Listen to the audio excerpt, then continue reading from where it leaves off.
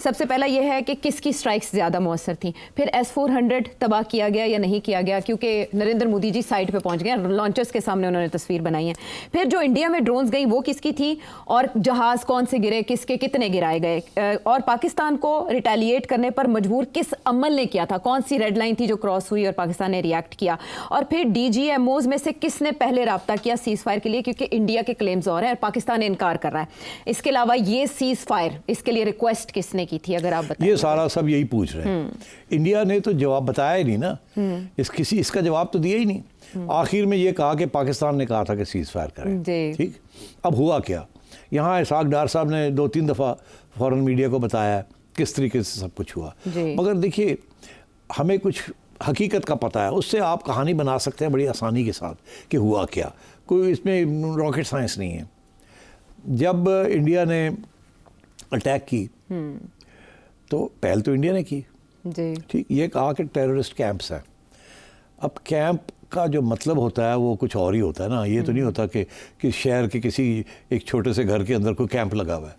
आप ये कह सकते थे कि टेररिस्ट के ऑफिसेज हैं, आप ये कह सकते थे कि जिहादियों के दफ्तर हैं, दफातर हैं, या उनकी एजुकेशनल इंस्टीट्यूशन है। ये कहना कि कैंप है, कैंप का तो जो आप जहन में जो आता है ना, कैंप ये होता है जहाँ हथियार आर्म्ड लोग बैठे हुए हैं, ट्रेनिंग हो रही है, भाग दौड़ हो रही है, फायरिंग हो रही है, उसको कैंप कहते हैं।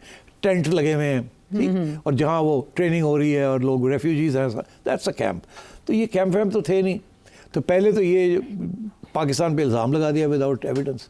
दूसरा ये झूठ कि हमने कैंपों के ऊपर अटैक किया, कैंप शैम्प तो थे नहीं वहाँ। कौन सा मुरीद के अंदर कोई कैंप है यार, गिव मी अ ब्रेक, ठीक। और वो हमने तो दिखाया वहाँ एक हेल्थ यूनिट है या एक मदरसा है।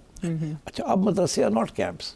Similarly in Bahawalpur madrasas are not camps and so on. अच्छा चले, फिर आगे ये कि जी हमने तबाह कर दिए, हमने ये कर दिया, हमने वो कर दिया। हमने तस्वीरें दिखाई हैं कि किसी का छत गिरी हुई है, किसी का ये, किसी का वो, नो बिग डील। अच्छा, अब फिर ये कहा कि जी उसकी फैमिली मार दी हमने, ये कर दिया, कोई एविडेंस नहीं जी। तो इस किस्म की प्रोपेगेंडा मैसिव किया। जब ये सो कॉल्ड कैंप्स के ऊपर मिसाइल्स मारी जी, उसके बाद स्टैंड ऑफ हो गया, हमारे जहाज चढ़ गए ऊपर, इनके जहाज आ गए, ऐसे ही है जी, ऐसे ही है। और वहाँ एक अक्रॉस द बॉर्डर किस्म की डॉग फाइट हुई, जिसके ऊपर बड़ी बातें हुई हैं, ठीक है। और हमने कहा कि हमने उनके 4 या 5 गिरा दिए, ये कहे, इन्होंने कहा कि हमारा कोई नहीं गिरा, ऐसे ही है जी, ऐसे ही है। मगर उसके बाद क्या हुआ, उसके बाद ये हुआ कि इन्होंने ड्रोन्स भेज दिए, ऐसे हुआ। पाकिस्तान ने कहा सिविलियन आबादी को टारगेट किया गया और इन्होंने ड्रोन्स भेजने शुरू कर दिए। इन्होंने ड्रोन्स भेजने शुरू कर दिए। जब इन्होंने ड्रोन्स भेजने शुरू कर दिए तो उस वक्त रात का वक्त था जी, और इन्होंने फिर अटैक किया ऑन नूर खान एयरबेस जी, जी। और बाकी इधर भी किया, उधर भी किया, ऐसे हुआ जी, जी। और हमने उस वक्त 1 बजे एक फ़ैसला किया, उस रात को 9 और 10 की रात को हमने एक फ़ैसला किया अपेरेंटली कि अगर इन्होंने कुछ किया अब तो हमें स्ट्राइक करना पड़ेगा।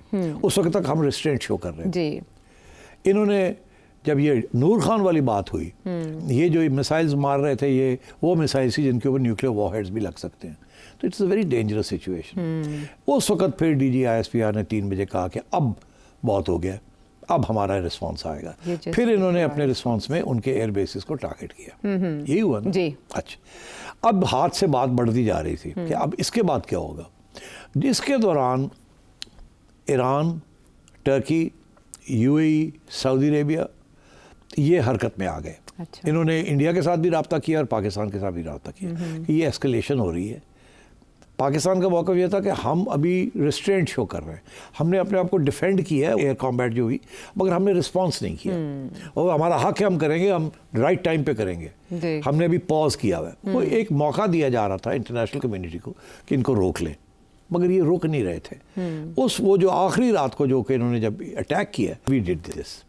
उसके बाद क्या हुआ कि मेरा ये ख्याल है कि हुआ ये कि एक सिग्नलिंग हुई, क्योंकि नूर खान एयरबेस जो है वो करीब है कमांड एंड कंट्रोल सेंटर है, कोई 1-1.5 किलोमीटर के दूर पे। तो पाकिस्तान ने अनाउंस किया कि हम एक nuclear command and control authority की मीटिंग करने लगे हैं। हाँ। ये एक सिग्नल था, दरअसल मीटिंग हुई नहीं, ये सिर्फ बात हुई। ये पहुंच गई अमेरिका तक, जाहिर है यहाँ बैठे हुए सारे मॉनिटर कर रहे हैं, और ये सिग्नलिंग थी कि देखें अब हमने सोचना पड़ेगा क्या हमने करना है। और ये भी खबरें आई है कि कुछ मूवमेंट भी हुई थी। नहीं, कोई मूवमेंट नहीं हुई। अच्छा। हाँ। उसके बाद जब अमेरिका ने फ़ौरन फ़ोन उठाने शुरू कर दिए कि ओए ओए ओए रुक जाओ, की होया। हमने कहा जी ये कर रहे हैं, इनको आप रोकें, हमारे पास आप कोई चारा नहीं। हमने बहुत तहम्मुल के साथ काम किया। ठीक। अमेरिका ने फ़ौरन फिर उस वक्त फिर उधर बात की इंडिया में कि जी एक ही कर दे पे बस करो। And then I think India वालों ने ये कहा कि अगर हम बंद करने के लिए तैयार हैं, अगर पाकिस्तान बंद करने के लिए तैयार है। अच्छा। फिर अमेरिका ने पाकिस्तान को कहा वो तैयार है बंद करने के लिए, आप भी तैयार हैं कि नहीं? हमने कहा हाँ, हम तो चाहते ही नहीं थे पहले, ये तो सारा कुछ शुरू ही उन्होंने किया, तो हम तो पहले भी रेस्ट्रेंट थी, इन्होंने गड़बड़ की, फिर हमें करना पड़ा कुछ, तो अगर वो तैयार हैं तो हम भी तैयार हैं। अच्छा। That's how it happened. Okay. फिर अमेरिका ने ये और इंडिया को कहा वो भी तैयार है, आप भी तैयार है, एक सीज फायर करें, और 4:30 बजे इंडियन टाइम और 5 बजे ये cease fire will come into effect. ये बात इंडिया के साथ हो गई और पाकिस्तान को आगाह कर दिया गया। ठीक। उसके बाद डोनाल्ड ट्रंप ने जाके सारी क्रेडिट ले ली, और इंडिया जो है वो समझ नहीं आई हुआ क्या हमारे साथ, क्योंकि वो तो मानते ही नहीं थे कि कोई तीसरा मुल्क आए और हमारी तीसरा मुल्क सुलह आया सफाई इसके कराए। अंदर। हाँ, हाँ। तो और वो तीसरा मुल्क क्या आया, वो तो सारी क्रेडिट ले गया, सारी क्रेडिट और ले फिर गया। उसने कश्मीर का भी जिक्र कर दिया। तो वो दिन है और आज का दिन है कि वो अमेरिका की जो तनकीद हो रही है इंडिया के अंदर और नरेंद्र मोदी की, ये आपने किया क्या है? क्या किया? हमें मरवा दिया आपने, पहले एयरफोर्स मरवा दिया आपने, आपको तैयारी नहीं थी, आपको पता नहीं था कि उनका और चाइना का ग्रिड क्या है, आपने वो हमारे गिरा दिए, और ऊपर से फिर आपने अमेरिका को इन्वॉल्व कर दिया, और अमेरिका जो है उसने कश्मीर का भी बात कर दी, पाकिस्तान को हमारे साथ इक्वेट कर दिया, हमारी बात नहीं सुनी।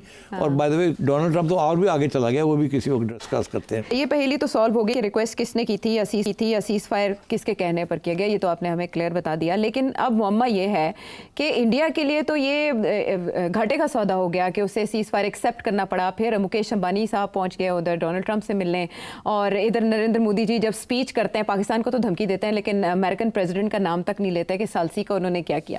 तो ये क्या हुआ है भारत के साथ? ट्रेड की धमकी दे के मना लिया इंडिया को? नहीं, देखिए मेरा नहीं ख्याल कि डोनाल्ड ट्रंप ने ये ट्रेड वेड की बात की होगी, और अगर की भी है तो ना पाकिस्तान ने ना नरेंद्र मोदी ने इसका कोई जवाब दिया होगा, because it was basically irrelevant. ये जो डोनाल्ड ट्रंप ने बातें की है ना कि मैंने उनसे ये कहा कि आप ये करो नहीं तो मेरा ट्रेड ही हो जाएगा, मैं आपको ये दे दूंगा, मैं वो दे दूंगा, ये वो नंबर लगा रहा है इंटरनेशनल कम्युनिटी के साथ। उसका ये बयानिया है ना कि ट्रेड मेरे लिए बहुत बड़ा हथियार है, तो उसने इसके अंदर भी ट्रेड ठोक दिया। हालांकि मेरा अपना ख्याल है कि कोई ट्रेड वेड की बात नहीं हुई, वो अपनी तरफ से इसने कह दिया होगा, मगर उधर से कोई जवाब नहीं आया होगा कि हाँ हाँ आप हमारा ट्रेड खोल दें तो हम सीज फायर कर लेते हैं। ऐसे नहीं होता, वो ये बोलता क्या होगा, उन्होंने सुन ली होगी, हमने भी सुन ली होगी इंडियंस ने भी, आगे से जवाब नहीं दिया होगा, बिकॉज इन दोनों का इंटरेस्ट ट्रेड वेड की बात करना नहीं था। इनका इंटरेस्ट ये था कि अब सीज फायर हो जाए, दोनों का, हमारा भी यही था, उनका भी यही था कि सीज फायर हो जाए। तो जब उसने कहा कि जी अब सीज फायर कर दें, और बात की होगी कि आई विल रिवॉर्ड यू, और इसको वो बातें बड़ी करता है ना, उसने बहुत सी बातें कर दी होंगी, तो इन्होंने फिर कहा होगा हाँ हाँ कर दें आप सीज फायर। अब उसने सारी क्रेडिट ले ली है कि मैंने ट्रेड को इस्तेमाल करके और सीज फायर कराया। हालांकि अमेरिका जब कहता है किसी को तो कुछ कहना नहीं पड़ता कि क्या लेना देना, अमेरिका है। अमेरिका ने इंडिया को कहा यार बस करो, इंडिया ने कहा अच्छा जी, पाकिस्तान ने कहा बस करो, अच्छा जी, दोनों ने कहा हम भी यही चाहते हैं बस करें। बेसिकली ये हुआ है। तो और ये वही डोनाल्ड ट्रंप ने जिसने शुरू में ये कहा हाँ 1500 साल पुराना है कजिया, खुद ही सॉल्व कर लेंगे, कर लेंगे आप हाँ। तो इन दी एंड आके सारी क्रेडिट ले गए। और मगर हमने तो शुक्रिया अदा भी कर दिया जी। इंडिया का प्रॉब्लम बना हुआ है ना, बिकॉज वो तो तस्लीम ही नहीं करते कि कोई बाहर का मुल्क आके उनकी इमदाद करे या मीडिएट करे। वो तो हमेशा यही कहते हैं कि हम इतने बड़े हैं कि हमें ज़रूरत नहीं किसी की बाहर के आने की। हमने तो बड़े लोगों का शुक्रिया अदा किया ना, हमने तो सऊदीज़ का भी किया, टर्क्स का भी किया, यूएई का भी किया, सब ईरान का भी किया, चाइना का भी कर दिया, अमेरिका का भी कर दिया, सारा को इकट्ठा कर लिया, सारे माँ बाप, अल्लाह वेल डन, थैंक यू। और भारत तो बॉयकॉट कर रहा है, इसका बॉयकॉट, और वो मानते ही नहीं है कि हमारी बात भी हुई है किसी के साथ। और आगे इंडिया की आवाम को पता चल गया हुआ क्या, इसीलिए तो ये आपने जो दिखाए बाहर है वहाँ क्रिटिसिज्म की कि ये क्या किया इसने, ये किया वो किया। ये तो पूरे घंटे का प्रोग्राम बन सकता है सिर्फ शोइंग क्लिप्स कि इंडिया के अंदर कितनी क्रिटिसिज्म हो रही है बीजेपी की और नरेंद्र मोदी की।